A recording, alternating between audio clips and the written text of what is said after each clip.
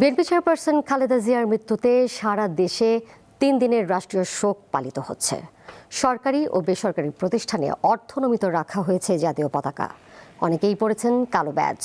খালেদা জিয়ার রুহের মাগফিরাত কামনায় অনুষ্ঠিত হচ্ছে দোয়া ও মোনাজাত।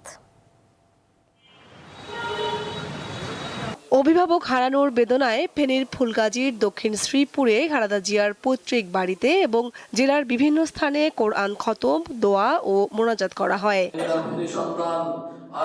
খালেদা জিয়ার চাচাতো ভাই শামীম হোসেন মজুমদার বলেন, পারিবারিক পরিবেশে খালেদা জিয়া ছিলেন অত্যন্ত স্নেহশীল ও বিনয়ী।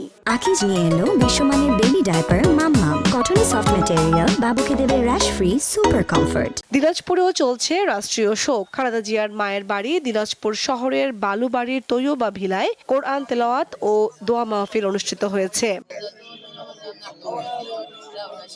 খালেদা জিয়ার রুহের মাগফিরাত কামনায় বিশাল আয়োজনে খতমে কোরআন অনুষ্ঠিত হয়েছে চট্টগ্রামে। বিরামহীনভাবে কোরআন তেলাওয়াত অব্যাহত রয়েছে।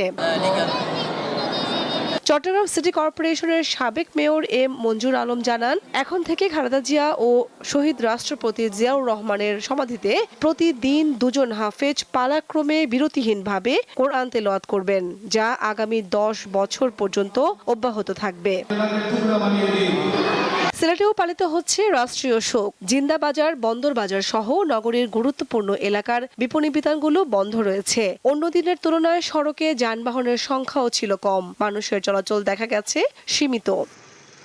বিএনপি চেয়ারপারসন ও সাবেক প্রধানমন্ত্রী খালেদা জিয়ার রুহের মাগফিরাত কামনায় সুনামগঞ্জে খতমে কোরআন ও বিশেষ দোয়া অনুষ্ঠিত হয়। কোরআন খতম শেষে দোয়া মাহফিলে খালেদা জিয়ার বিদেহী আত্মার শান্তি ও মাগফিরাত কামনা করে বিশেষ মোনাজাত করা হয়।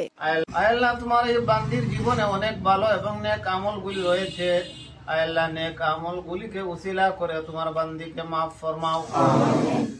বিএনপি চেয়ারপারসন ও 3 বারের সাবেক প্রধানমন্ত্রী খালেদা জিয়ার মৃত্যুতে রাজশাহীতে গায়েবানা জানাজা অনুষ্ঠিত হয়েছে। রাজশাহী বিশ্ববিদ্যালয়ের কেন্দ্রীয় মসজিদ প্রাঙ্গণে জানাজার নামাজ অনুষ্ঠিত হয়। কুড়িগ্রামে জেলা বিএনপির কার্যালয়ে কোরআন খতম ও দোয়া মাহফিল অনুষ্ঠিত হয়। অংশ নেন বিএনপির অঙ্গ ও সহযোগী সংগঠনের বিপুল সংখ্যক নেতাকর্মী। খালেদা জিয়ার মৃত্যুতে দ্বীপ জেলা ভোলায়ও পালিত হয়েছে রাষ্ট্রীয় শোক। জেলার সরকারি, বেসরকারি ও স্বায়ত্তশাসিত প্রতিষ্ঠানে জাতীয় পতাকা অর্ধনমিত রাখা হয়েছে। কামরুন নাহার, দীপ্ত, বার্তা কক্ষ।